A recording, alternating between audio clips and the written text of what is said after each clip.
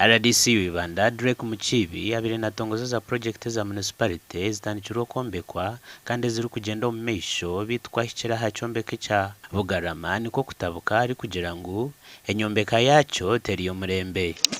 Nkareberaho hati this is government na construction.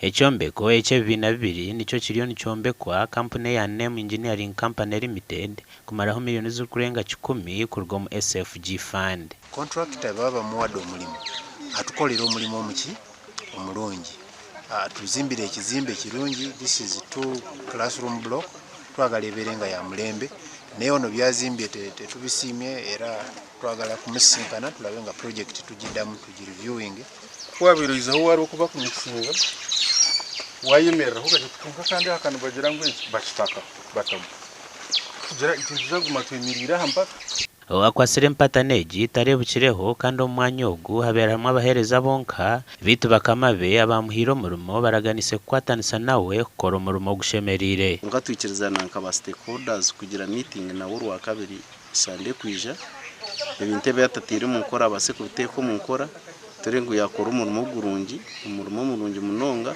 Project ezinde zitongozibwe nezo kombekero buraro bw'abashaho ahirwaro lya Ruhoko Health Center 4 obukuza kumaraho miliyoni z'ukurenga 2 kurwa PHC fund. So mbuyendo government katuwe sente ize twin house yatandikireho konka tungereraho kutaboneza za junior staff quarters. Gasha kwa Timose Mushabe.